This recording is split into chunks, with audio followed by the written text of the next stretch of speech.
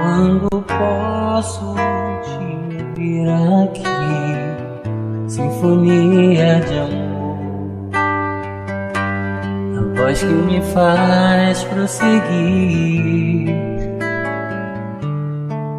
e um clarão se acende e brilha em mim.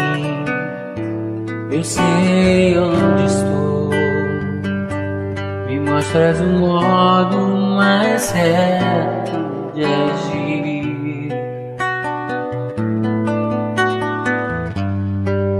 Mesmo quando o sol se vai, ilumina meu chão como a estrela no ar. Na escuridão se viu chegar o teu brilho sereno pra nossos passos guiar.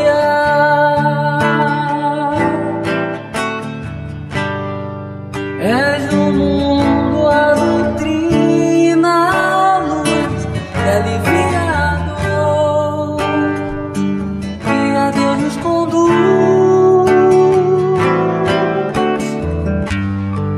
Cura os olhos de quem não vê, com mensagens que tocam fundo e transformam o ser.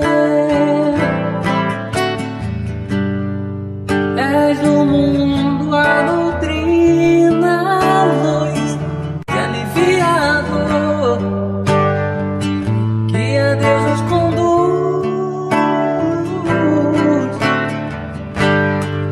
Cura os olhos de quem não vê, com mensagens que tocam fundo e transformam o ser.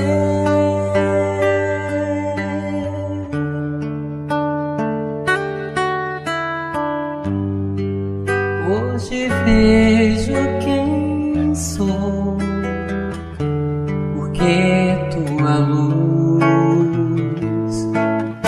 é o reflexo do amor do Senhor.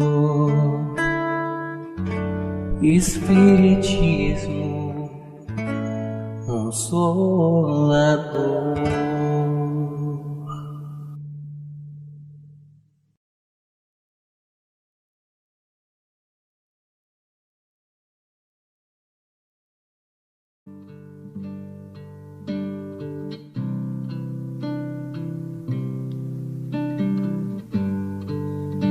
Senhor, em seu nome,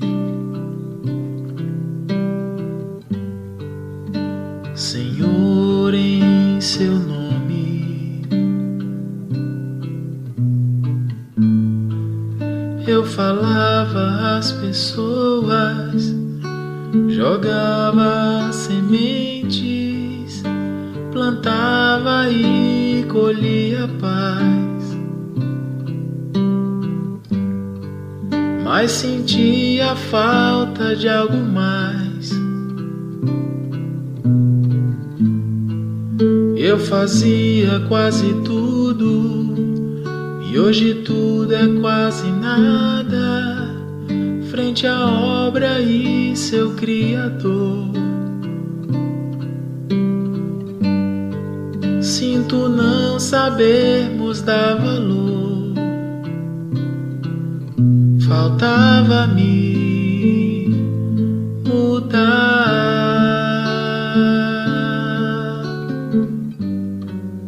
e tentar me encontrar e tentar me conhecer, Senhor,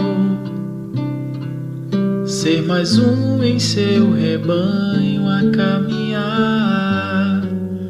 Não me cabe só falar, também cabe agir e me tornar um instrumento seu a melhorar, Senhor, em seu nome. Senhor, em seu nome. Eu fazia muitos planos, mas os anos seguem em frente e nos fazem ver quem somos. Cometemos mil enganos. Eu queria ser o leme, mas agia como âncora, retardando meu caminho.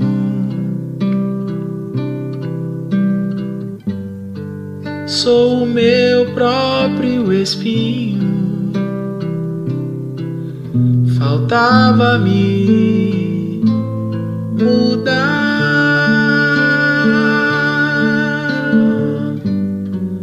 e tentar me encontrar e tentar me conhecer, Senhor, ser mais um em seu rebanho a caminhar. Não me cabe só falar, também cabe agir e me tornar um instrumento seu a melhorar, Senhor, em seu nome. Senhor, em seu nome.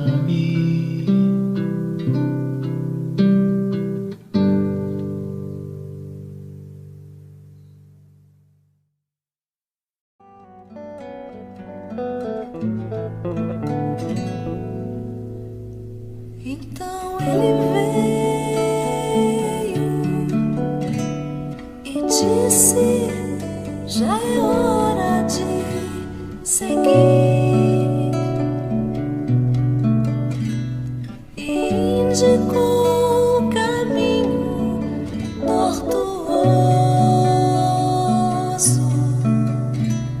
mostrou as pedras e os espinhos.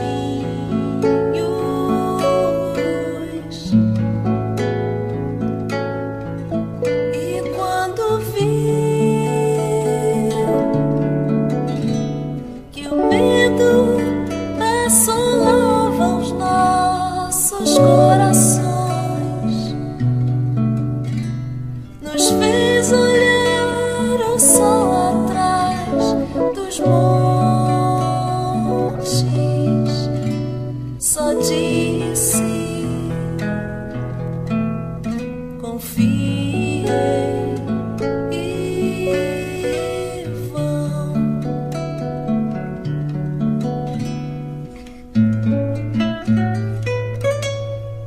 Então viemos, porque ninguém resiste ao seu chamado. Voltamos à terra-mãe que nos abriga por seu amor. Haveremos de amar.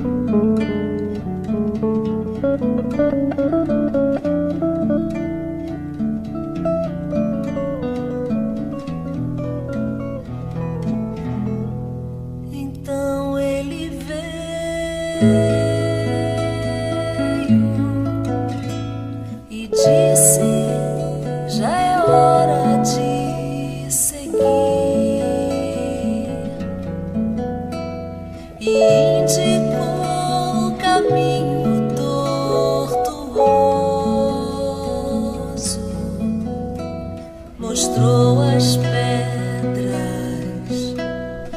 e os espinhos.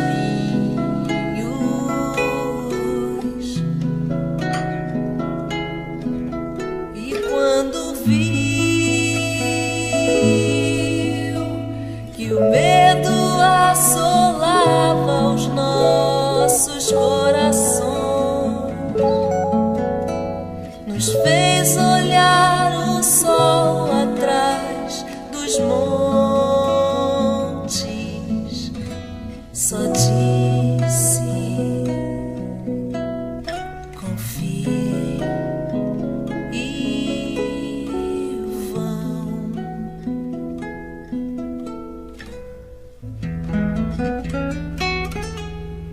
Então viemos, porque ninguém resiste ao seu chamado. Voltamos à terra-mãe que nos abriga por seu amor. Haveremos de amar.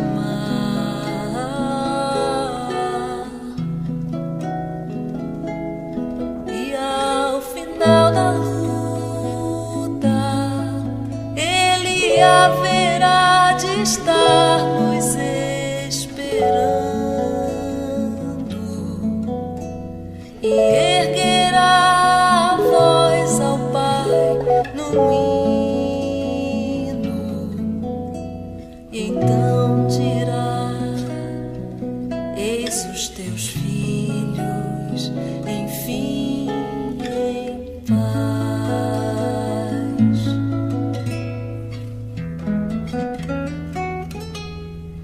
Então viemos,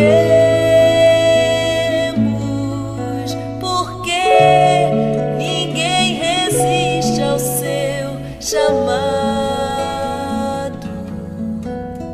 Porque ninguém resiste ao seu chamado.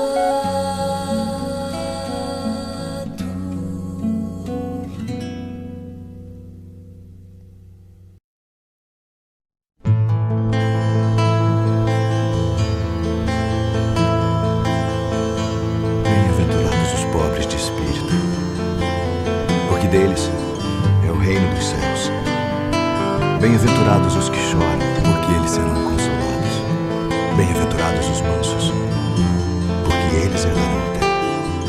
Bem-aventurados os que têm fome e sede de justiça, porque eles serão fartos. Um sentimento me ronda, não sei dizer, tudo é novo pra mim. Meu coração se renova, sinto a esperança invadir o meu ser.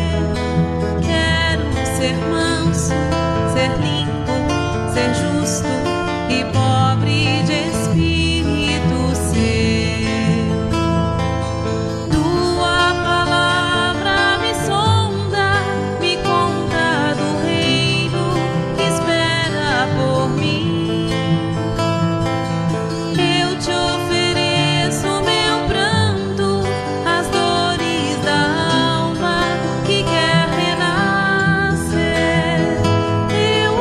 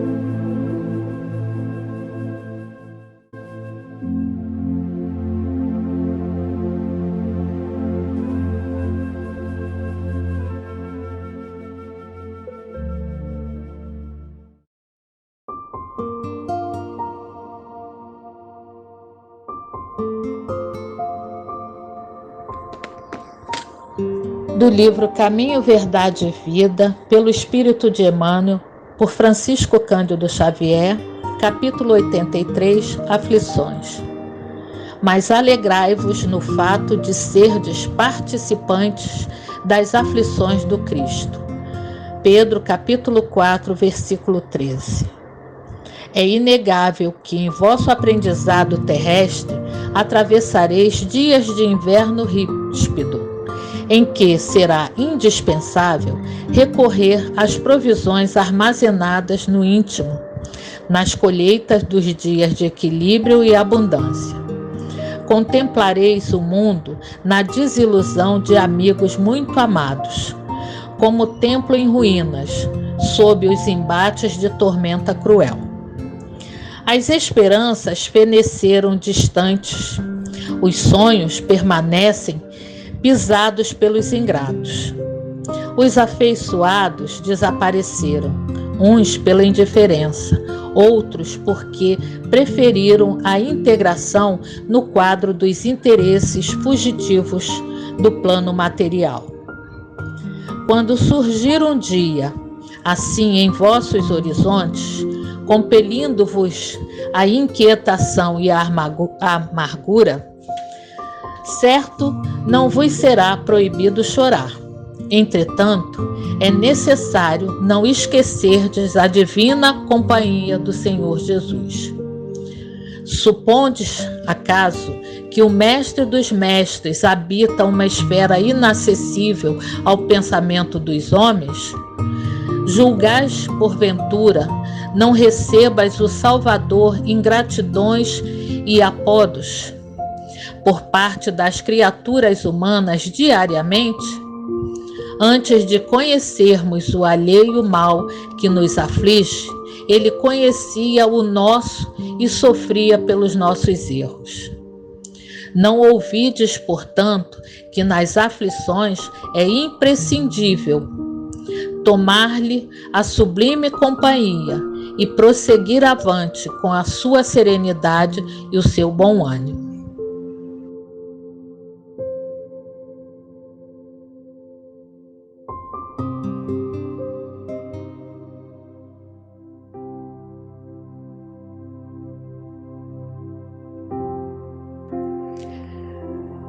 Antes de iniciarmos a nossa prece, vamos elevar o nosso pensamento ao Pai, aos mentores da nossa casa, ao Centro Espírita Miguel, para que, sintonizados, possamos elevar nosso pensamento, primeiro agradecendo por tudo que recebemos, por todo o amor que Ele tem por nós, por todas as bênçãos, por todo o amparo que recebemos a cada instante. E agradecidos, clamar a esse Pai misericordioso que nos ampare, que nos ilumine, que nos oriente, que nos coloque em seu colo quando estivermos sofrendo, quando estivermos desiludidos, enfraquecidos, para que possamos ter a certeza de que nunca estamos sozinhos. Vamos pedir a eles por todos os irmãos, encarnados ou desencarnados, amigos, em especial por aqueles que se consideram nossos inimigos, que todos os irmãos e humanidades sejam beneficiados pelo amor do nosso Pai. Que Jesus, com a sua infinita bondade, possa olhar pelo nosso planeta, pelos países, pelos estados que estão passando por tantas aflições com essa doença. Possa olhar pelos governantes, dando-lhes o esclarecimento sobre o compromisso que eles têm de olhar pelo povo. Que Ele tenha misericórdia de todos nós, daqueles que já estão se sentindo cansados, esgotados, desiludidos e desalentados. Que cada um receba o remédio que necessita e merece. Que os irmãos médicos e enfermeiros da espiritualidade de luz possam atender a cada um que nesse momento esteja clamando por um socorro. Que o Mestre Jesus, que a Virgem Maria, nossa Mãe, que Catuíte, Miguel, todos os médicos e enfermeiros e as irmãs Margaridas, trabalhadores da espiritualidade da nossa casa, possam nos envolver, nos dando força, fé e resignação. Graças a Deus.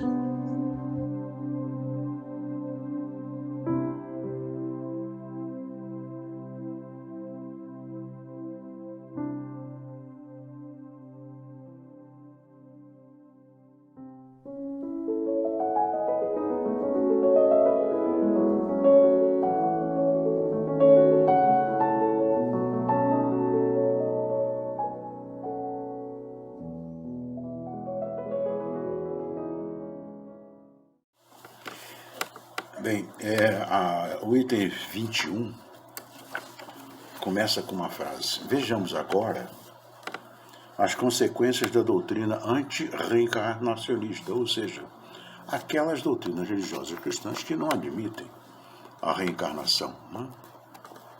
Que imaginam que a gente só tem uma existência. Essa doutrina exclui necessariamente a pré-existência da alma. Se a alma nasce junto com o corpo, então a alma não existia antes daquele corpo nascer, né? E as almas, sendo criadas ao mesmo tempo que os corpos, não existe entre elas nenhuma ligação anterior, né? É natural. Na doutrina reencarnacionista, como é o nosso espiritismo, a gente se reencontra com amigos espirituais, amigos familiares espirituais, de outras encarnações, de sempre, que estão sempre em contato conosco de uma forma permanente, não apenas naquela encarnação, né? São, pois, completamente estranhas umas às outras, essas que nascem ao mesmo tempo, o espírito nasce junto com o corpo, né? O pai é estranho para o filho, e a união das famílias fica assim reduzida unicamente à filiação corporal, sem nenhuma ligação espiritual. Não haverá, olha, isso aqui é interessante, não haverá, portanto, nenhum motivo de vanglória por se ter entre os antepassados algumas personalidades ilustres. O meu avô era uma pessoa importantíssima, o trisavô era um conde no Império. Se eu nasci, eu não tenho nenhuma ligação espiritual com ele. Se eu não aceito que acabou, morreu, ele não pode ser meu avô, não tinha nenhuma ligação espiritual comigo, claro. Então, com a reencarnação, antepassados e descendentes podem ser conhecidos, ter vivido juntos, pode-se ter amado e mais tarde se reunirem de novo para estreitar os seus laços de família. Eu tinha um conhecido, um amigo, que tinha muito orgulho de ser, ele tinha o nome, o mesmo sobrenome, e era ligado diretamente à família de Benjamin Constant. Né? Só que se ele for católico, ele não deve ter realmente valor nenhum, porque Ele não teve contato algum. Se ele nasceu junto com o corpo, ele não teve nenhum contato com Benjamin Constant, que já foi há 150 anos atrás, ou aproximadamente, né? Com a reencarnação, antepassados e descendentes podem ser conhecidos e vividos juntos, como eu disse, podem ter até inclusive se amado, e mais tarde se reunir de novo para estreitar os seus laços de simpatia. A 22 nos diz assim: isso no tocante ao passado. Quanto ao futuro, segundo os dogmas fundamentais que decorrem do princípio antirreencarnacionista, a sorte das almas está irrevogavelmente fixada após uma única existência. Se você nasceu agora e o teu comportamento, de acordo com o teu comportamento moral, nós sabemos que é o comportamento moral, quando você desencarnar, ou você vai, segundo as outras doutrinas cristãs, ou você vai para o inferno, ou vai para o céu, vai para o paraíso. Sem remissão, sem possibilidade de retorno. Vai para sempre para o inferno. Vai para sempre para o paraíso. Né? Vamos seguir, então, esse raciocínio. Essa fixação definitiva da sorte implica a negação de todo o processo, pois se há algum progresso, não pode haver fixação definitiva da sorte. Então, se você não teve a menor chance de progredir, e não é só progredir moralmente, até mesmo intelectualmente, você parou ali, você vai embora, não vai. Se você for para o paraíso, você vai ficar no paraíso. Se você for para o inferno, você vai ficar no inferno. Não tem chance de aprender mais nada. Você é eterno, você não vai mais sair daquela condição, né? Segundo tenham elas bem ou mal vivido, vão imediatamente para a morada dos bem-aventurados ou para o inferno eterno. Ficam assim imediatamente separadas para sempre, sem esperança de jamais se reunirem, de tal maneira que pais, mães e filhos, maridos, esposa, irmãos e amigos não têm nunca a certeza de se reverem. É a mais absoluta ruptura dos laços de família. Eu admito que a minha mãe era uma pessoa muito boa, muito maravilhosa. Para mim, a minha mãe era uma santa. Para mim. Meu pai também é um santo, uma pessoa fantástica, maravilhosa. Para mim. Eu amava meu pai, amava minha mãe, e era certamente amado por eles. Mas será que eu vou ter possibilidade? Outra coisa, eles podem estar realmente numa condição espiritual muito superior à minha. Então eu não vou ter chance de reencontrá-lo nunca. Nesse caso aqui, se eu não aceitasse a tese da reencarnação, ou a oportunidade de reencontrá-lo, a pré-existência do espírito, e eu poder estar com ele, vou poder estar com ele, provavelmente, ou não sei, vai depender muito da minha condição moral e da deles. Agora, com a doutrina da reencarnacionista, eu tenho essa possibilidade. Com a anti-reencarnacionista, eu não tenho a menor chance. Se meu pai não era tão bom como eu imaginava, estar no inferno e eu vou para o paraíso, por mais que eu ame, eu nunca vou ter chance de estar com ele, de acordo com a doutrina anti-reencarnacionista. O inferno é eterno, assim como o paraíso. E ele também nunca mais vai ter chance de me rever. Como eu disse, com a reencarnação e o progresso que lhe é consequente, todos aqueles que se amam se encontram na Terra e se encontram no espaço e juntos gravitam para Deus. Se há aqueles que fracassam no caminho e retardam o seu adiantamento e a sua felicidade, mas nem por isso as esperanças estarão perdidas. Ajudados, encorajados e amparados pelos que os amam, sairão um dia do atoleiro em que caíram. Com a reencarnação, enfim, existe a perpétua solidariedade entre os encarnados e os desencarnados, do que resulta o estreitamento dos laços de afeição. Agora tem um resumo de tudo isso.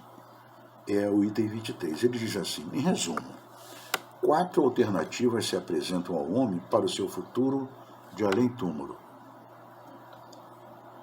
Primeira alternativa, o nada, que segundo a doutrina materialista, é o nada que nos espera. A gente vai para o nada, vai desaparecer e não vai existir mais. para eles, para o materialista, que não admite a existência, sequer a existência do espírito, sobretudo a sobrevivência dele. Então, para o materialista, é um nada. Segunda, a absorção, ou então a absorção no todo universal. Segundo a doutrina panteísta, os panteístas dizem que a gente vai todos, quando desencarnamos, para um caldo, vamos chamar assim, um caldo universal, onde a gente fica ali naquela condição, uma espécie de limbo. Né? E esses são os panteístas. A terceira é a conservação da individualidade com fixação definitiva da sorte, segundo a doutrina da Igreja Católica e Protestante. Ou seja, eles já admitem que o espírito existe e que o corpo desencarna e o indivíduo vai para aquela condição, para a espiritualidade, mas vai com uma fixação definitiva do futuro dele, inferno ou paraíso, ou céu ou inferno, segundo essa doutrina antirreencarnacionista. E a quarta é a alternativa apresentada pelo Espiritismo com a reencarnação. A conservação da individualidade, nós todos, corpo físico e espíritos, na espiritualidade seremos espíritos, com o progresso infinito, esse progresso vai continuar sempre com as próximas reencarnações nossas, segundo a doutrina espírita. De acordo com as duas primeiras, a panteísta e os materialistas, os laços de família são rompidos imediatamente pela morte. Morreu, vai para o nada, todo mundo foi para o nada. Eu, meus pais, meus irmãos. E não há nenhuma esperança de se reencontrarem. Com a terceira, que é a alternativa anti-reencarnacionista, há a possibilidade de se reverem, contanto que eles estejam no mesmo meio. Ou seja, que eles estejam no mesmo, vamos parafrasear o Bruno Henrique, no mesmo patamar espiritual. O que nós sabemos é que as nossas condições são muito diferentes de um para outro. Né? Há a possibilidade de se reverem, contanto que eles estejam nesse mesmo meio. Ou seja, se eu for para o inferno e encontrar meus pais no inferno, eu vou encontrá-lo. Não sei se eu vou ter chance. Se eu for para o paraíso, a mesma coisa. Mas se eu for para um lado e ele for para o outro, não tenho chance mais de encontrar. Podendo, como diz aqui, podendo esse meio ser o inferno ou então o paraíso. Com a pluralidade das existências, que é inseparável do progresso gradual, existe a certeza da continuidade das relações entre os que se amam, e é isso o que constitui a verdadeira família. Obrigado pela atenção de todos. Fiquemos com Deus. Um bom dia. Quando iniciarmos a prece, vamos todos mentalizar aqueles irmãos encarnados e desencarnados que necessitam do amparo dos trabalhadores da nossa casa, que lá estão juntamente com Catuíte, Miguel e a falange de médicos e enfermeiros, recebendo todos aqueles que lá chegam necessitados do remédio para seus males espirituais e físicos, que todos sejam amparados pela misericórdia do nosso Pai e que possam ser atendidos conforme o seu merecimento.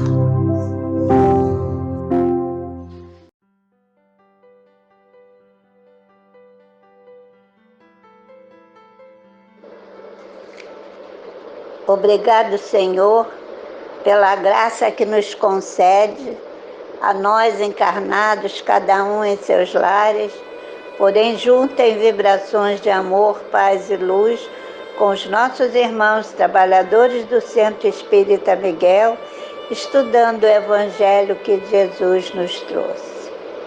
Possamos nós, através desses ensinamentos, nos distanciarmos sempre das dificuldades que outros irmãos ainda trazem com orgulho, egoísmo, apego demasiado às coisas materiais, sem exercer a caridade. Auxilie-os através de seu grande amor. A piede-se do nosso planeta, Terra, iluminando todos os países que o compõem. Abençoe sempre a nossa Casa de Miguel. Ilumine, acordando os dirigentes de nosso Brasil para a luz. Apiede-se deste momento de pandemia, onde muitas pessoas estão precisando da presença amiga de Jesus. Gratidão eterna, Pai. Gratidão eterna, Jesus. Gratidão eterna, Maria. Graças a Deus.